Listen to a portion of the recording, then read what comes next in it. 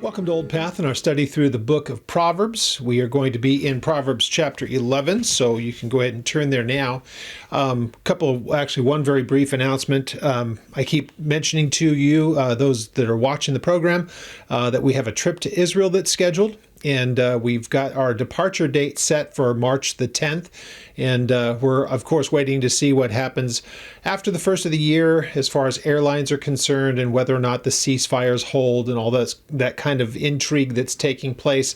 Even our election here is kind of an interesting thing, and how that will have bearing in that part of the world. I tell everybody this because if you have to put in for work and you have to get the days off, you might want to put in that request now. And if for some reason things are not as they should be, even next month or whatever, and then we need to look to reschedule it and postpone it, maybe a month or so, we can work out those dates. But I just wanted to get people aware of it. We still have the trip scheduled. It's the itinerary that we had for about a year ago. Coming up we had a trip scheduled for March of last year, and we also had, of course, we had moved it to October and of this year, and for obvious reasons that didn't work out. But much has changed, tremendously changed in just in the last month and a half. So it's looking very favorable for us to get there in March if things hold as they have been and things really continue to further settle down. They'll start to add other airlines that'll start to come back in there. And I want to make sure we also had our reservations and everything set, that we could put that out to our group and make sure that we are able to get hotel accommodations rather than waiting till the last minute. So if you have any desire to go or ask any questions about it, want any information, then please contact me through the ministry's website, which is oldpaththeology.net. You don't have to go through the church website where we came from, which is Old Path, now Calvary Chapel of Cyprus. They've gone back to the original name of the church, Calvary Chapel of Cyprus. My email is not there, so you go through the ministry here, though I'm still affiliated with Old Path and Calvary Chapel Cyprus. That's my family, that's back there in California. That's our church that I came out from. But the ministry here in Texas is always found. Any information is always through oldpaththeology.net for emails and everything else. All right. I had mentioned something else a couple of weeks ago, and I want to kick off today with that. And it is, if you have some questions, things that you'd like to see addressed before we jump into our particular study that we're doing for the day, I had said, contact me through the email, and we can deal with, simple Bible questions, things that people, things that come up in discussions that you might not have heard addressed, but you'd like to. Maybe some particular part of the Bible that we're not going to get to anytime soon because we're just so far away from it. We work systematically through the text. So here we are in Proverbs. We're going to go to Song of Solomon. We're going to get to Ecclesiastes, and then we're going to work through the Old Testament, the prophets, the major into the minors. So it's going to be a while before we get back to, say, the first 5 books of the Bible, the Pentateuch or the Torah. All of that's going to take some time for us to work through if the Lord leaves us here for that long. So if there's something you'd like to hear addressed, then let me know. And in this case, I had an email that was sent to me, and it wasn't even something that they were thinking would be addressed on the program, but it was nonetheless an interesting question, and something that's probably come up in conversations maybe that you've had with other people. And it's very simply this: the idea of people that are of the nation of Israel having multiple wives and polygamy, as far as that's concerned. And how do you square that of these people in the Old Testament sense? In particular, the question was about that when David committed his sin with Bathsheba, why did God say about, Saul was going to be taken out? And if it wasn't enough, you were going to get everything that Saul would have had, and including the wives are mentioned. But of course, it's everything about the kingdom. There's a whole lot of other debate about that, about raising up children and all that kind of stuff. But nonetheless, it's a different thing as far as David was concerned, and God said that he was going to give him basically everything that was Saul's. That still doesn't really kind of go to the heart of the question, though, of what about the idea that it should be one man, one woman? And so it comes down to a very simple question, and there is some place where Deuteronomy addresses it. And I don't know that there's necessarily, even for myself, a completely satisfactory answer, though I can understand technically how it happened. And we can also make sure that we mention this, that there are things that happened just as far as the world was concerned, and things that were cultural norms, if you will, that unfortunately even God's people would get into, and for whatever reason, God never saw fit to seek to a punishment for it or condemn any particular practice. Many practices he did. When it came to things of a spiritual nature and idolatry and all that, it was absolutely forbidden. Sexual immorality and things that were outside of just the normal function of husband and wife, or man and woman, husband and wife is really what was supposed to be the case. That was obviously very much condemned, to the point where, as we're going to have in our text today in Proverbs, God used the term abomination. And things can be abominable to him, but not necessarily carry the death sentence. Other things are abominable to him, and they did carry the death sentence. Some of those things are matters of immorality. Those things are abominations to him. And so those were punishable by death among the children of Israel.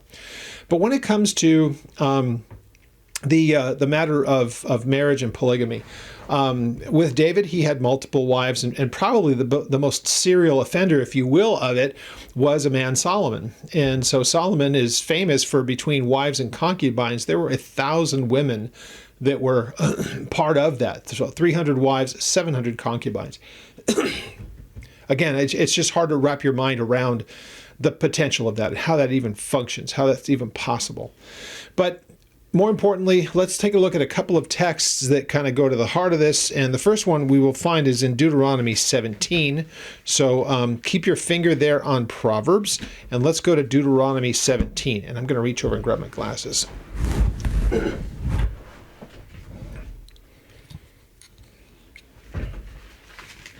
All right, so Deuteronomy 17, this is something that you'll notice it's about, actually, it's very intriguing when you read it, because what God ends up doing here is forecasting something that the nation would end up doing that he didn't want for them to have.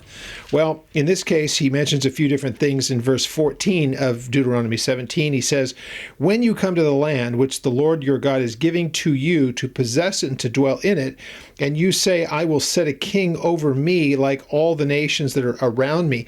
That's something that wasn't going to happen all the way until they were done with the time of the judges and all the rest of it. So from the time that this was written, Moses had these words to say, there's hundreds of years that would take place. There was going to be the time that Joshua would lead them in. It was going to be his lifetime, and then it was going to be the series of the judges, and then ultimately they were going to ask for a king, and it was going to be Saul. Now, they weren't asking for it at the time, but this is God forecasting it. This is going to eventually happen. When you're going to get to the point, you're going to be like the other nations around you. You can find this in 1 Samuel 8, and that's where Samuel addresses the people when they're saying, give us a king. And he's trying to tell them, you're not going to like what you get, so why don't you, figure something else out? Well, of course, we know that they didn't, and the problem is that man becomes a tyrant, as we know. So the idea that God here is telling them in advance that they're going to ask for a king, and he says here about that king, you will surely set a king over you whom the Lord your God will choose. And what an interesting thing, because we can see that David was certainly the one that God had chosen, but we know that it was Saul that the people wanted, and yet God appointed him. So there's that interesting balance that God gives of the idea that God's going to put that person in place, but the idea that they could be insistent upon it. God could have said no to a king, and he doesn't want them to have a king, but their rejection, as he tells Samuel, was not because of you. Their rejection is of me. They reject what I am as far as their sovereign and the one who should rule over them. So they were going to give themselves over to misery, and Saul was a miserable leader. And God replaced him with David, which was God's way of saying, well, here would be an ideal as far as the king is concerned, even though he too failed miserably in the case with Bathsheba and all the rest. And it had horrible, horrible repercussions for the rest of his kingship, and all the way into Solomon. So verse 16, it says, "Now, but he, this king, he will not multiply horses for himself, nor cause the people to return to Egypt to multiply horses. For the Lord has said to me, you shall not return that way again, neither shall he multiply wives for himself, lest his heart turn away, nor shall he greatly multiply silver and gold for himself." And then you can read the next few verses. But the point is that the things that they will revert to and start to have dependence upon and start to look to, and it would be measures of success or whatever else, but it would have such a corrupting influence on them. So wives being among mentions like horses or wealth or whatever else, things that that basically Solomon, especially Solomon, had in multitudes, even more so than David. And if we look at what happens in 1 Kings chapter 11, we see with Solomon, the guy who we're studying through the book of Proverbs, this is a man who had a multitude of, again, wives and concubines, and he had all the riches and the horses and all the rest of it. And we see what became of his life. Now, the problem was, he was then, would you say, was he a polygamist? Yes. Did he run afoul of adultery? Well, no, because he was married to these women. They were not the women of, or they were not the wives of someone else. The wives, in fact, would be committing adultery, because it's there's another lady in the same house that's married to the same guy, and so it's just what an ugly, sordid mess. So the simple answer to it, as best we can get, is really when you look at what Jesus had to say about marriage when they asked him the question about divorce. And they said, well, why is it that God allowed us a writ of divorcement? Or why did Moses let us have this writ of divorcement? And Jesus' reply was, he did it because of the hardness of your heart and what would happen to your divorced wives when they're just cast out of your home and there's no one to take them. So God put a law in place that if you're going to divorce your wife, she'd be horribly mistreated otherwise, but you're obligated to do these things as far as the wife is concerned. You can give her a writ of divorcement and she's free. So what Jesus goes on to say after that is he says, but it was never that way from the beginning.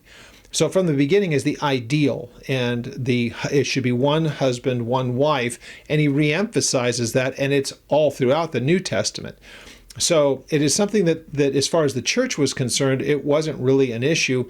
It was husband and wife, and that was it. You can look at the things that Paul had to say to both Timothy and Titus about marriage and all, and the things that he had to say to the Corinthians as well. But the important part for what we're talking about here today, there were those things that God allowed, and they seem to be much more the cultural norms of the time. Slavery was one of those things that God put very, very strict restrictions on. But it was endemic. It was everywhere in the world, as was this idea of polygamy. But in this case, when you notice what he says about what their kings are supposed to do, they're unlike things that were abominations that had a penalty to them, a law, and there would be a punishment that go along with it. He never put one of those in for reasons that he would know alone. And again, it might be very well that man would have to deal with the consequences of running afoul of what he had done. So just because something is a sin doesn't mean that that person is instantly destroyed, even to our day. Now remember, our time versus their time, much, much different. Grace really does change quite a few things, but judgment, if you will, is kind of deferred.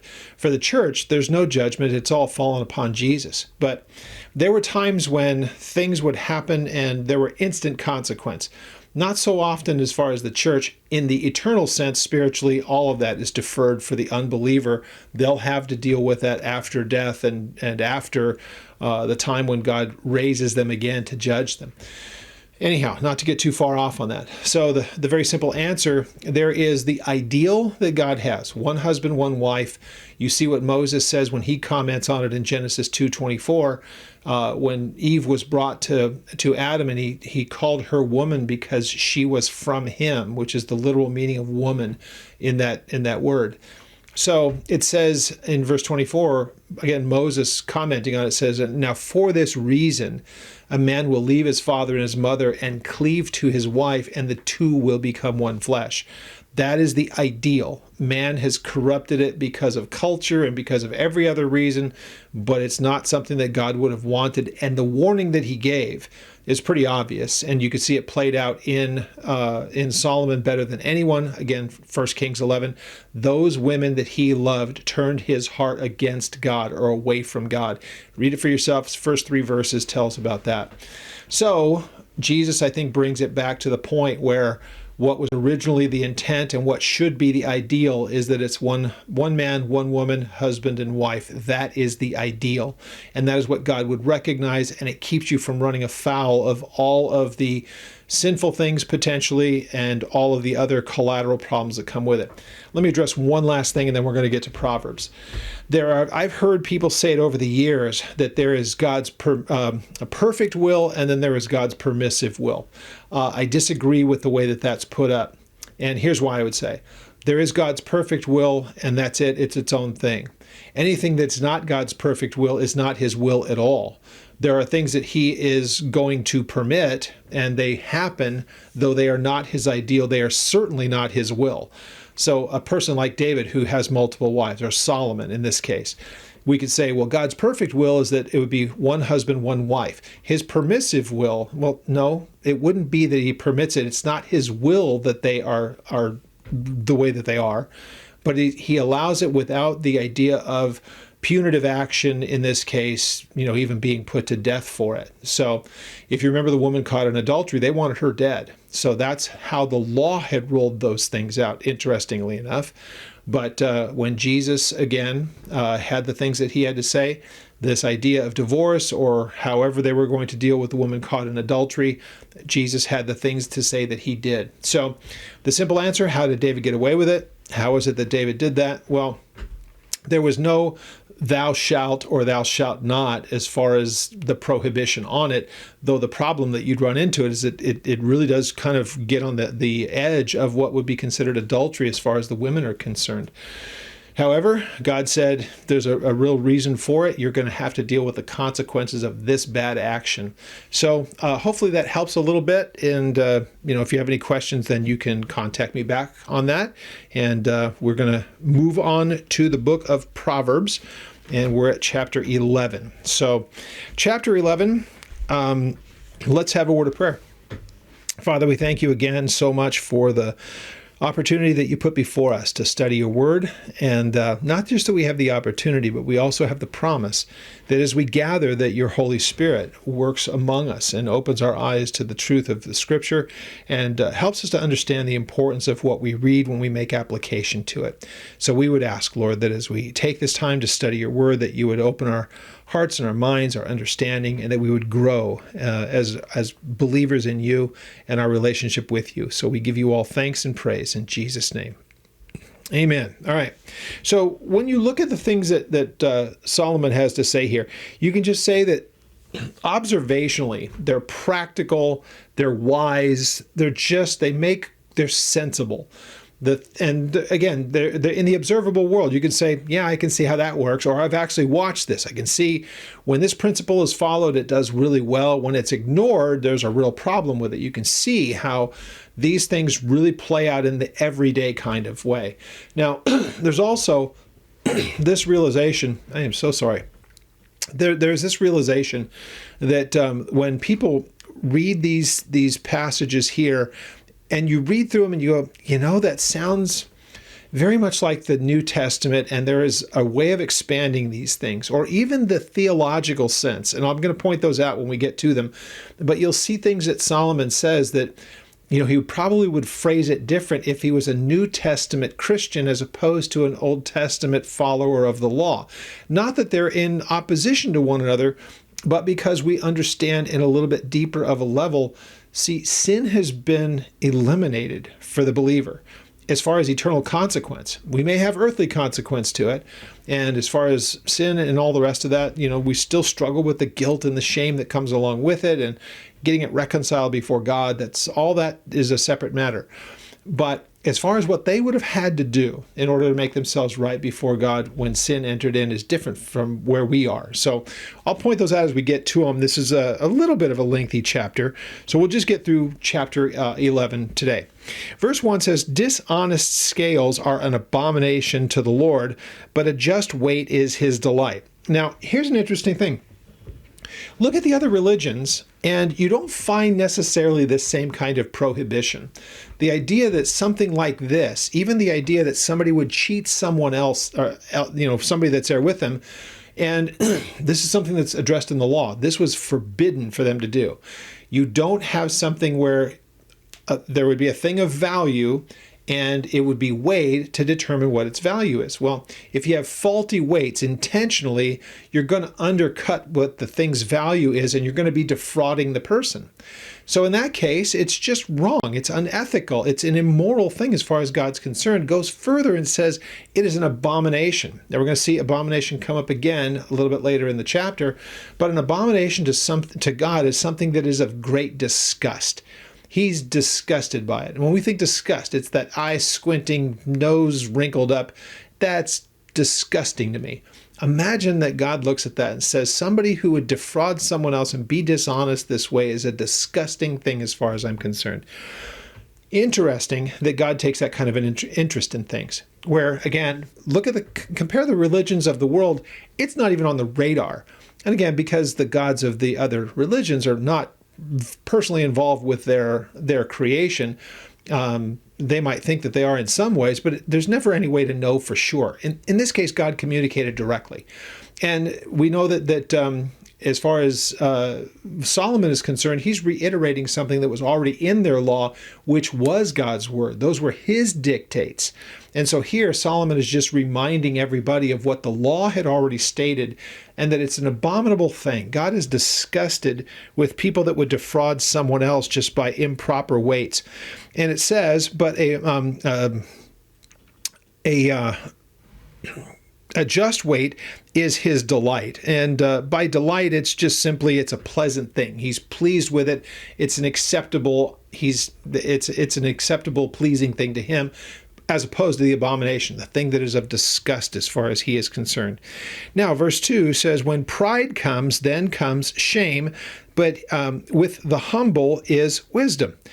There is something that's very familiar to this. I think chapter 16, once again, is where it talks about pride coming before the fall. And we hear those just in the sense of a proverb said, the way that we're used to, the way of contrast. There is this, and then there is that. We're going to have a little bit of a variation even in the way that these maybe one or two verses say things. You're going to get more of a similitude. This is something that is like that. We're going to get that in just a moment. But here we see that when pride comes, then what's the outcome? Then comes shame. For the person that is prideful, shame is what's going to be. It's going to be shown to them. They trusted in their pride, and when it all comes crashing down, it's a shameful thing. It's a shameful end. But with the humble, what's the resulting effect? Wisdom. So the humble person would say, I don't have the understanding to do these kinds of things. They would see God is what we're expecting in this. Again, these have spiritual application. How then would we want to apply what Solomon is saying here in the day-to-day of life? Prideful people are going to say, I've got it all figured out on my own. And the humble person would be able to say, I don't have these things all figured out on my own. You might even have a plan. You may even be right what you think, but wisdom would dictate that you come before the Lord and you make it something you bring before him. But this idea of pride, and then what ends up happening is shame afterwards. There's an interesting thing, and hopefully this is one of those places where when I said it, that there are times that we will read something that you go, gosh, that sounds very much like what we read in the New Testament. Turn over to 1 Corinthians 10 with me real quick. You may even know this, and it's an interesting thing that Paul uses here because he's discussing the life of the people in Israel. And so the Jewish people, Paul uses a few of the examples from their history, and he's using them as the example to the people here in Corinth as he's reading to them. There were these things that Israel did, and it was a life lesson kind of a thing. It was difficult, and there was a problem with it. in the way that it was handled, it created a real genuine problem for them. And so he goes through that little bit of information there. You find that in the first 10 verses. Now, it tells us in verse 11, now all these things, the things that happened to Israel, all of these things happened to them as an example, and they were written for our admonition, upon whom the ends of the ages have come. And he says, therefore, let him who thinks that he stands take heed lest he fall. Now, that's interesting when you stop to consider what he has just been explaining here to us in Proverbs, that there is an outcome to these things. In this case, a person that's prideful and that is, I've got it all figured out on my own, they're going to come to the end of shame because they never sought the Lord, and it's way beyond their ability to measure all the unknown things. Well, that's kind of going back, and what Paul is doing here, basically saying the same thing. The things that happened to the nation of Israel, he says here, they were written for our admonition, an encouragement, but also to act as a warning to us that we wouldn't repeat the things that they did. And he says, so let a person take heed to that they stand lest they fall. And that's the point, is not to just rest on whatever it is that you think you've got figured out, but make sure that you're on solid ground, because just the moment that you think you've got it all figured out, then you stumble and fall. So back to Proverbs, just one of those examples where you find in the New Testament something that was said by Solomon, and it's practical and it's wise and it's good and it's equitable and it's all those things that are useful to us, but you find it expanded in the New Testament. This was one of those examples. And it says, but the humble will get wisdom. Now, the integrity of the upright will guide them. You know what, before we move on, this idea of the humble and wisdom, I'll refer you back to it. You could check it on your own. James chapter 4, verse 6, where it says that God resists the proud, but he gives grace to the humble. Same kind of thing. Now, the prideful person is going to end up finding that their pride has become a stumbling block, but that stumbling block, especially to the believer, as James would say, that's going to be because God would say, no, you're too dependent on yourself and your own pride. I will make sure that it can't work. But he will give grace to the person who has said, I don't want to take a step, Lord, unless you're the one who orders me to take that step. That would be something where God says, I'm going to have grace be what ensues from this point on, because they have their heart in the right place. They're consulting me, and they're allowing me to lead them and guide them. Just really good wisdom. Verse 3, the integrity of the upright will guide them. And integrity here, it's a way of saying innocent. They're not going to be found to blame. That's what's being mentioned here. So a thing of integrity would be, even if someone was to bring an accusation against you, your own integrity, when examined, is going to make the things that's said about you to be a lie. Peter talks about that. That's mentioned a number of times in the New Testament, about even when people try to say things, there won't be evidence of it. So make sure that your life is impeccable as far as that's concerned. So the integrity of the upright, it will be a guide to them, but the perversity of the unfaithful will destroy them. So the unfaithful are the complete opposite of those who walk in a place of integrity. And so, again, integrity simply meaning it's just there's an innocence to them. You're not going to be able to lay blame on them. Now, they're not perfect, they're not sinless, but you can't bring an accusation that would stick because there's no credibility to the accusation. Riches do not profit in the day of wrath, but righteousness delivers from death. Now, interestingly enough, this verse 4 can be taken in the earthly sense, and it could also be taken in the spiritual sense. And a third thing, think about it from the Christian perspective and what we understand about eternity and judgment and separation and all that stuff. Things that Solomon didn't fully understand, couldn't have. They hadn't been revealed by God. So looking at it, let's just take the earthly part first.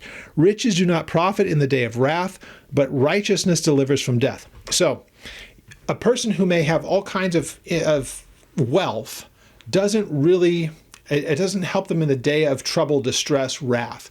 So if that's the case, you could say, where do we find that evidenced in the world around us? And if we're trying to make a modern application, look at the times when people had fabulous amounts of wealth, but economies crash. So we've had those situations in our lifetime, depending how old you are. Certainly in the history of our nation, we've had those times. The Black, what was it, Black Monday or Black Monday, I think, where the stock markets crashed and people lost entire, life's wealth was wiped out in a day. So when those kind of things happen, riches don't help you. They don't have any kind of lasting value, but righteousness delivers from death. If we want to try to put that in a spiritual context, and especially in like here and now, that when wrath comes and we start thinking about when God judges, the person who may be fabulously wealthy has no way to deal with, if they're unrighteous, they have no way to deal with a God who is going to pour out wrath. Your riches can't buy you out of your problem. However, by the other way of it, the righteous, but righteousness delivers from death. So if we stand in a right condition as far as God is concerned, when that wrath comes and death from it, we are immune from that concern. Now, we might suffer physical death. That's not what's being discussed here. It's more of a spiritual kind of an understanding that if we're upright, standing correctly as far as God is concerned, then when wrath comes, it's not for the person that's right before God. Wrath is for those who have rejected Him. The righteousness of the blameless will direct his way aright, but the wicked will fall by his own wickedness. So the same idea of blameless. You can be blameless, but not sinless. I've mentioned this a number of times before. The idea of blame is that something would be put to your account. You're guilty of something, therefore it's on your account. You're going to be responsible for it. In this case, when there is nothing for us to be responsible for, we don't have that concern. Now, again, Solomon doesn't understand it as we do. The blamelessness, as he refers to it, the blamelessness that we would know for ourselves, especially speaking spiritually, our uprightness, our righteousness, our blamelessness is all found in the person of Jesus, because he took everything on our account, so all of what we had deserved has fallen upon him. So when God sees us, he sees us as blameless. I'm not going to hold them to account. Their account has been paid for, but that doesn't mean that they're perfect. They're not sinless, not here in this earth. Not while we are dealing with this nature and these human forms. The day will come when we will lose that corruption and we will lose this mortality that Paul talks about in 1 Corinthians 15. So the righteousness of the blameless will direct his way aright. It's a beacon. It's a way that leads us in the direction we're supposed to go, walking rightly before God. We have his input. He's the one who leads us and guides us, as contrasted by the wicked that is going to fall by his own wickedness. That's his own guide. It's whatever is for him, doing what is right in his own eyes, and the end of it is his destruction. The righteousness of the upright will deliver them, but the unfaithful will be caught by their own lust along with it. Verses 5 and 6 are basically saying the same thing. The idea of having God give direction as opposed to following whatever it is that you want to do. God favors one, gives direction, and you will never run afoul of him if you're doing as he would will, as opposed to the people who do as they want to do. So, again, they are their own governor, if you will. They don't look to God as an authority. They are their own authority. Of course, we know where that will end up. So, when a wicked man dies, his expectation will perish, but the hope of the unjust and the hope of the unjust perishes. Notice this isn't done as a contrast. This is just showing, but there is implied in this. There is the opposite of it without it actually being spelled out here. So when a wicked man dies, his expectations perish. That means that everything that is of this world is only temporary, and it dies with him. All of his hopefulness in this world dies with him. The hope of the unjust, it perishes. There's nothing left. This would be contrasted by the believer. Again, let's make application to our here and now. A person, now here's what we do know. A person, all of their life's ambition, everything that they've ever poured into this life ends with them.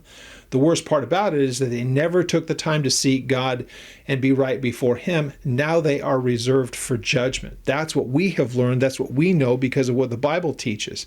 We don't have these kind of problems because for whatever time we have here on this life, our life here as believers should be in preparation for the next. that there's no surprises, that once we are gone from this earth, there is no question as to what happens with us. The Bible says that to be absent from the body is to be present before the Lord, is what he says to the Corinthians in 2 Corinthians, I think it's 6. So that idea that we're going to be dispossessed of this body, but not to be fearful. Once this body is done, we put it off, and to be absent from this body is to be present before him. So, verse 8, the righteous is delivered from trouble and it comes to the wicked instead. So those things that people try so hard to do ends up coming back on them. This is kind of that idea of reciprocal things. That idea of the people that sow to the whirlwind will reap of that whirlwind destruction. So that same kind of thing. And some people would just call it karma. Karma is something that is impersonal. It's not something that's ever governed by God. This is that kind of thing that if you're going to sow to the flesh, you're going to reap of the flesh corruption. So that's God basically saying, whatever you're going to give yourself over to, you're going to deal with the summation of that. And of course, this is Solomon working through his understanding of these things in the world that he sees in an Old Testament sense. Not that it was wrong, but boy, it's expanded so much for us, given what we've been instructed because of Jesus coming and doing what he did, the work of the Holy Spirit, the writings of the New Testament, the things that we know to be true. So it says in verse 9, the hypocrite with his mouth destroys his neighbor, but through knowledge the righteous will be delivered. So again, this goes back to kind of what we looked at last week about the things that are spoken and the things that are done, those things that become actionable, and how a person conducts themselves. The things that they say ultimately become the things that they do. So the hypocrite with his mouth destroys the neighbor. He has one thing that he says, but it's actually another thing in destruction. The hypocrite says one thing and does another in this case. But then through knowledge, which is the opposite of hypocrisy, the righteous will be delivered. So knowledge and again, wisdom running hand in hand. In case you haven't been with us all along, let me make sure I remind us of this. The idea of knowledge and understanding, wisdom, instruction, any of those kind of words, they're used almost interchangeably here. It's not that one is used very specifically, and like I say, sometimes they're just very much interchangeable. And remember, wisdom above all of them, wisdom is all of those things. If you've been given instruction, if you have knowledge, if you have, understanding, all those things, applying wisdom to them is to take what you know to be true and then acting accordingly rather than doing the opposite of what you know to be right. So then verse 10 tells us, now when it goes well with the righteous, the city rejoices, but when the wicked perish, there is jubilation. And this is one of those places where the New Testament, you would say, I don't think he would word it this way if he were a believer, not in the sense like we are. And here's what I mean by that. When it goes well with the righteous, the city rejoices. So this goes really down to the people who administer justice, the people who are, if we want to put it in a modern context, who are the people that run the country, if you will. This is a king speaking here. And he's watched it not only in the nation, but he's watched it whenever, you could see it in the observable world around you. And he'll have some other things to say that are right along the same lines. It comes to the people who have power over another. If the people who have power over another are right and honorable and righteous as far as God is concerned, the outcome for the people is going to be good because God's honored in it. The nation will respond and it will be blessed as a result. David, for much of his time as king, was that way, and Solomon for the beginning of his, for sure. And then when he came to his senses later in his time, probably came to the same. The nation would have been doing better if the people governing it are godly people from the king on down. We don't have a kingship here in our country, but we see the idea of it. When public policy is wicked and God would oppose it, the nation is going to suffer as a result of it. So take a look around at our world right now, and our country in particular, and why are things as messed up as they are? Well, look at what the people in charge have been doing for the last 50 years. And the godlessness that ensues from it, the things that are being promoted and celebrated are so far outside of biblical norms and things that God would expect. We're a secular society, I get that. But there used to be a time when the church had a much better and a much stronger voice and advocacy among its leaders and who governed over us. Now that whole idea of a secular government has been accepted, that there is to be nothing of any godly anything in its public discourse. And take a look at the condition of the country. You'll see that one follows the other. So the blessing of the upright, by the blessing of the upright, the city is exalted. So God blesses those who are right and honorable before him, and the city is going to reflect it, the people. But it is overthrown by the mouth of the wicked. Again, easy to see. He who is devoid of wisdom despises his neighbor, but a man of understanding holds his peace. So the lack of wisdom tends to be something that's so corrosive that it will even get into your day-to-day relationships with the people that are around you, in this case, your neighbor. And then, of course, it says, but the man of understanding holds his peace, and it means he retains it. There's a peaceableness about him. So what you're finding in this, it's pretty much throughout this entire proverb, is the person that's not right before God, and how does it act out in the world around him and in his own personal life and the people around him, as opposed to the person that's right before God. They're, of course, going to be of a different mentality. They're gentler, they're kinder, they're more aware of the world around them, and they're not so concerned with self. They're concerned much more with others, if they're doing as the Lord would dictate to them, or as God would show them. So a talebearer reveals secrets, but he who is faithful, of a faithful spirit, conceals a matter. Now, a talebearer is a person that not only reveals, but a talebearer in this case is one who's just looking for an audience. So that person is going to go out. A talebearer reveals secret things. They can't wait to divulge things. They can't wait to gossip. They can't wait to tell secrets. They can't wait to do any of those things. As opposed to the one who is faithful, that person is going to conceal a matter. And by the conceal, it means it keeps it to themselves. Like, keep that to yourself.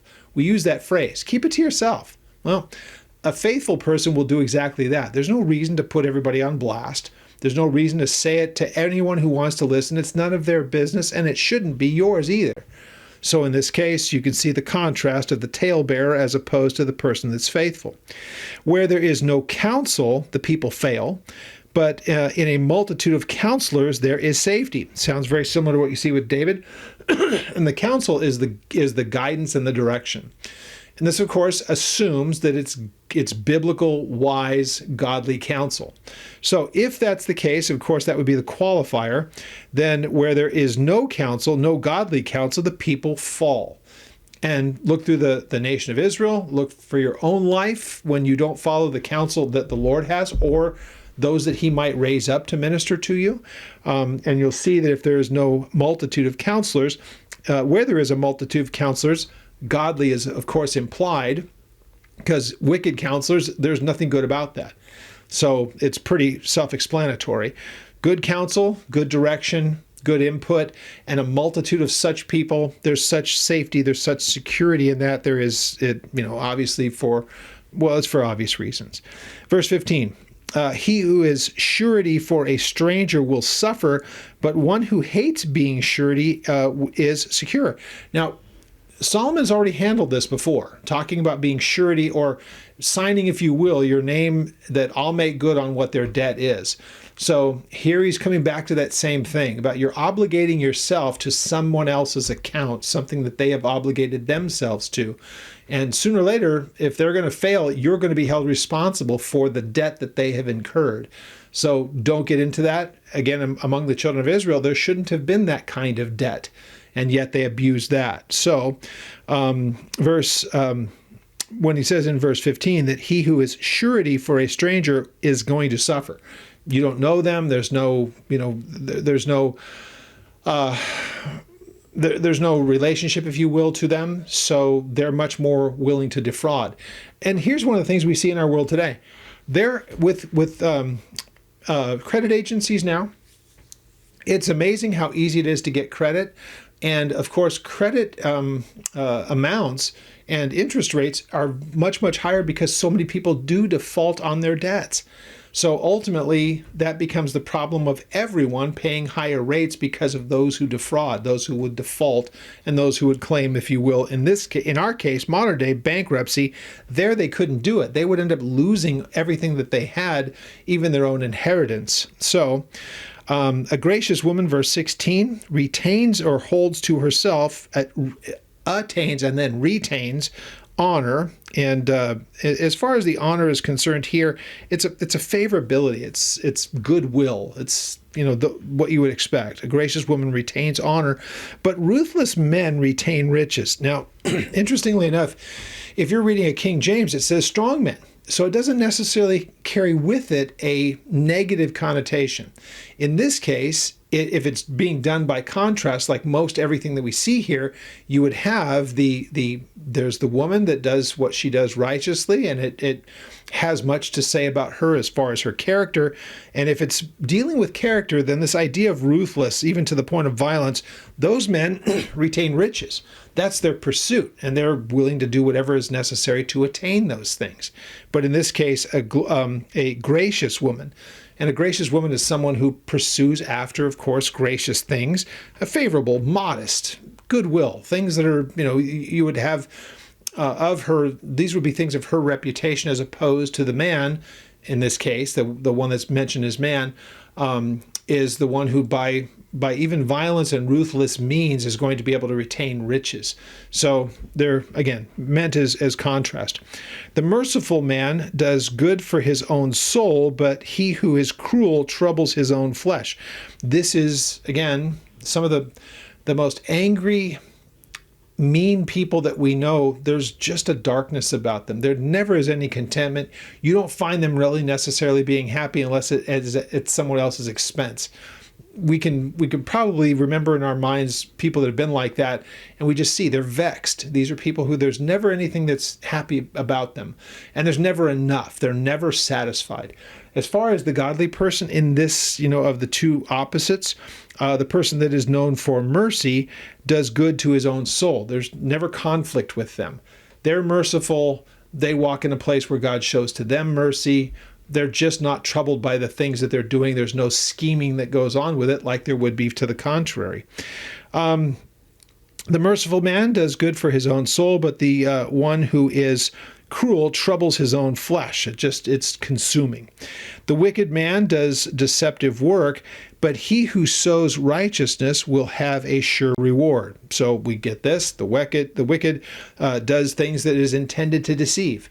So if a person produces deceptive things and there's really ulterior motives, he may say one thing, but it's another, and there's deception that's going on for their own benefit, that would be a person that operates by wickedness. But he who sows righteousness, that's what he puts out there, things that would be acceptable and right before God.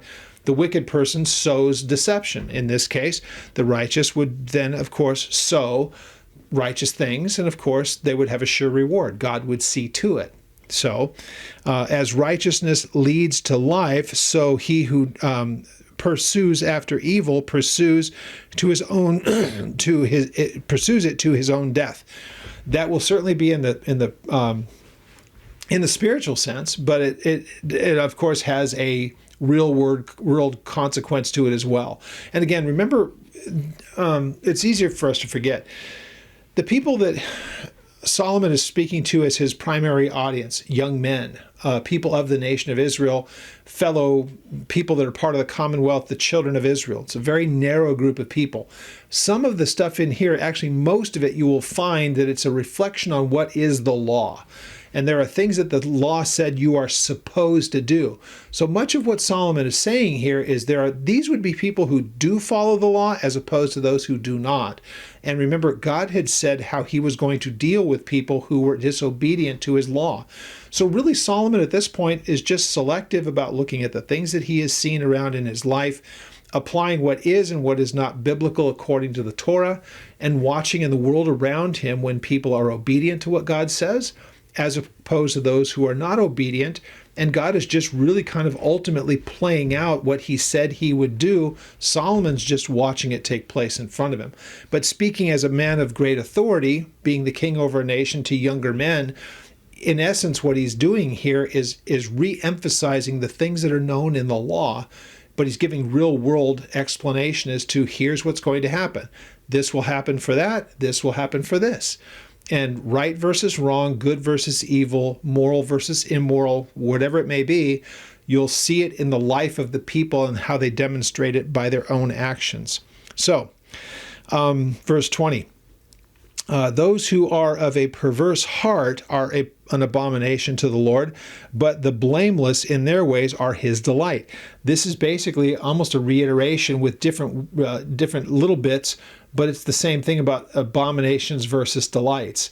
And in this case, those who are of a perverse or a crooked heart. So everything that they devise in their heart, those people are disgusting as far as God is concerned, so says Solomon. And you'll see it by the way that their lives play out. These things are abominable to him. He's disgusted by the actions of these people who have a crooked or a perverse heart. And he says, but by contrast, the blameless, those who you would not be able to put anything to their account, in their ways, those people are delightful to him. He's pleased with them. They're acceptable as far as he's concerned. Though they join forces, or it's the joining together of the hands. It's an interesting thing. Let me read it here because it's not as let's see if I can explain it. There's not unanimity, I guess you could say, on how people view what is meant here, but I think that the translation here it gives the correct understanding. Though they join forces, the wicked will not go unpunished, but the posterity of the righteous will be delivered. Now, posterity there means the seed. And so that's what comes down through the generations. This looks like it speaks of the generational sense. The people that would join together and do things in agreement, but it gives that impression of being kind of the family type of an atmosphere, or whether directly or indirectly family, extended family or whatever. So, but it is supposed to also make sure that we understand it's the wicked and their line as opposed to the righteous and their line, the people who would follow after them. And I favor that view of what's being said here. Though if you look at the words here, they're almost generic. But again, if we're using the Proverbs as usually giving that counterpoint part of it, especially since we're looking at the seed and the posterity, it gives the idea that what we're talking about here is in the familial sense. Now, let me explain that a little bit further because I think it's really important, because it gets to a thing that people call generational curses. Let me get to that. Though they join forces, they join hands or they join arms. They're in agreement in this case. So I don't think this is like of warring nations and making some kind of a coalition. I think this is much more directed at people in the familial sense. Though they join forces, the wicked will not go unpunished. And so the matter of being unpunished, it means that they're not going to be cleared of their guilt. They're not going to have their record expunged. It's not going to be something that they're going to be exempt when God judges. So in this case, as the opposite, however, the posterity of the righteous will be delivered. So that means that down the line, that those who have done right before God, it's going to have that effect on their family down the line. Now, there are people who believe and teach about generational curses. That if you've had wicked people in your family before you, that stuff's going to find you out down the road. And I know that if there's all kinds of wicked things that the family does, there seems to be a little bit of I think you could make the case that stuff does tend to just have an interest, but from demonic things kind of taking interest in people. But the idea of a generational curse means that you can't break it unless, with some extraordinary things. But it would be like it happens to people without their knowledge. And that's the part of it that I genuinely don't have. I can't find a biblical justification for that. That would almost be punitive. So when you look at Exodus 32, after God gives that second set of the laws, and he begins to give a description of himself. Did I write down the... Yeah, Exodus 34. But for time's sake, we won't go to it. Read it yourself. Start at the beginning of the chapter. But it's where God starts to speak about himself. And in verse 37, he talks about that revisiting the sins of the fathers to the third and the fourth generation. So that's where people would say, see, there it is, the generational curses, where what the parents did is going to affect the kids, and not just affect them, but it would be passed down generationally. I don't believe in the spiritual sense that God curses third and fourth generation for things that they didn't do. But I can certainly see where the children are going to have to deal with the consequences of the wickedness of their parents. And the history of Israel is replete with this. But think about the easiest one for us to understand: the wickedness of unbelief that was perpetrated by the parents when they were in the wilderness after the Exodus. The kids that were born to them, the ones who finally went into the promised land, were part of that wandering of the 40 years because of their parents, not because of anything that they had done. So if you think about that, now there may have been wicked kids that went in with that too, but if you had to, kind of go into that situation, it's not favorable. It's not because of anything that you had done, but the consequences and the decisions of your parents had this horrible effect on the generations down the road. So it doesn't have to be spiritual. It can be just the circumstances of life is passed down from generation to generation. So I believe that's more what we're looking at here. So it tells us, as a ring of gold, here's a simile, as a ring of gold in a swine's snout, so is a lovely woman who lacks discretion. So there can be an adornment that is something that it's like there's a couple of ways to look at it. It's like you would put a ring in a pig's nose. Well, a woman who has no discretion, it would be like she had one of those. There's another way that this is viewed because of what was more the standard of those 3,000 years ago. There was that type of jewelry that went from the nose. It was like a rope, not a rope, but a chain type of a thing, and it would be attached somewhere else, but it was an adornment. And so a woman without discretion is as though a pig was wearing the same thing that she does. It's supposed to say, how incongruent is that? You're looking at this woman who has no discretion, though she's lovely and beautiful, yet it's just as though you'd put that same kind of adornment on a pig. This is a pretty big put down if you think about it. But this is if that woman lacks discretion. And so discretion is, discreet, honorable, those things. She lacks any of that kind of stuff. It's unbecoming. So the desire of the righteous is only good, but the expectation of the wicked is to be wrath. And so what the wicked puts their heart and mind to, though they think it will have a different outcome, it will end up ultimately leading to wrath. It will lead to their destruction, but the desire of the righteous is only good. That's the outcome. The desire, what the righteous desires after, is going to have good outcome. And this is really basically dealing with outcomes when you read through it. Verse 24, there is one who scatters yet increases the more, and there is one who withholds more that is right, but it leads to poverty. Now, you're going to find the next few verses here have that same kind of an understanding, reaping and sowing. The generous soul will be made rich, and he who waters will also be watered himself. The people will curse him who withholds grain, but blessing will be on the head of him who sells it. So there are whole schools of theology in the church that's about reaping and sowing, and it usually has to do with people that want to keep getting rich in ministry. So it's about, sowing your seed and giving your seed of faith and to our ministry, and then God will be obligated to give you back in return. Well, that is not what the scriptures would teach, because the Bible doesn't promise in any way material things. But in this case, it's if a person is going to be willfully covetous of their own things, and if that's what they put all of their trust and faith in, they're going to get resistance as far as God is concerned. There are going to be people who, just because it's the right thing to do, will pour out and do all of this. But it's not that they do it for some kind of gain. It's just that God sees to it because their heart's in the right place.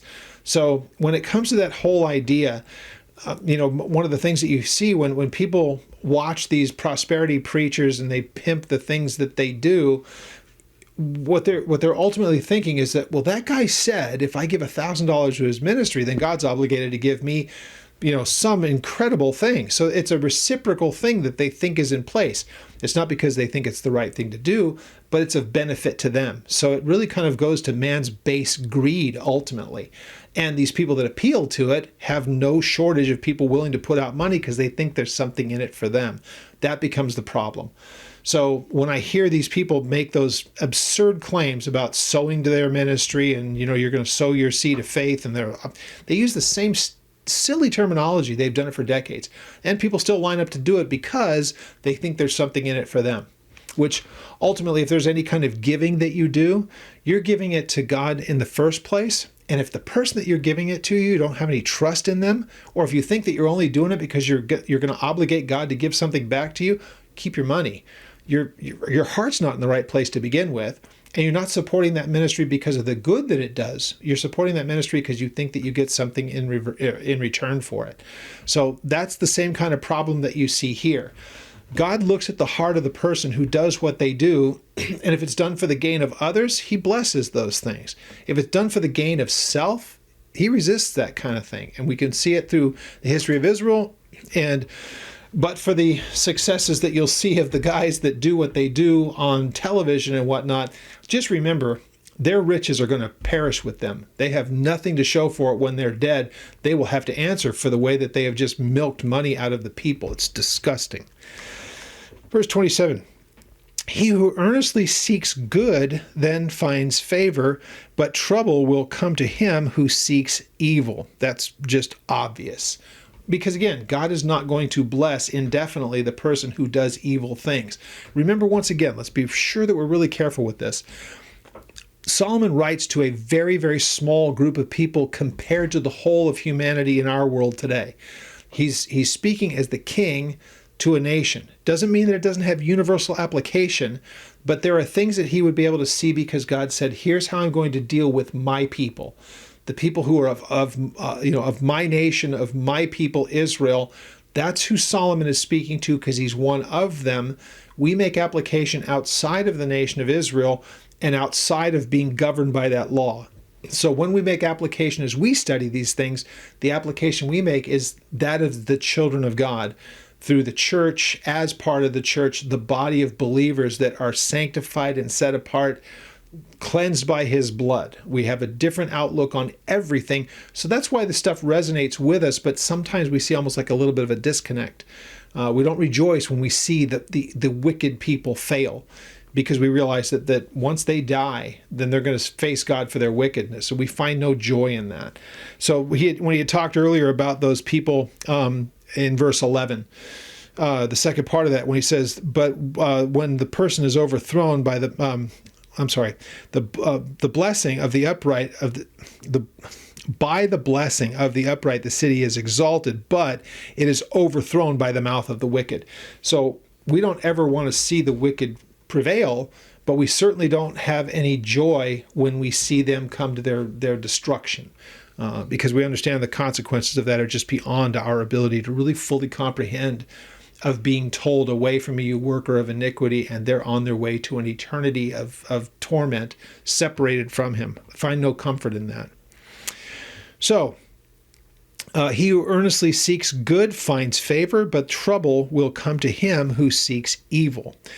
He who trusts in riches will fail, but the righteous will flourish like foliage. Now, here's an interesting thing. Take verse 28 and add it into verses 24, 25, and 26. So that's how you're able to say, well, it sure seems like if we're just going to, sow seeds of this, that, and the other thing, then it's going to be returned to us. Notice what he has to say about riches here. So if we want to make sure, will God make some people, are there some people that are really, really successful and wealthy? Sure. And they love the Lord. I've met them. I know them. But that isn't the measure of whether or not you're right before God. That's nonsense. So you don't have one standard that fits for all. He who troubles his own house will inherit the wind, but the fool will be the servant to the wise of heart. So most of this verse deals with the person that's foolish, that troubles their home. It means that they just bring all kinds of bad reputation on their family and of their house, and the only thing that they'll have to show for it, their inheritance, will be the wind. And if you think about that, it's not like anybody's ever given you, here's a box of wind, I bought this for you.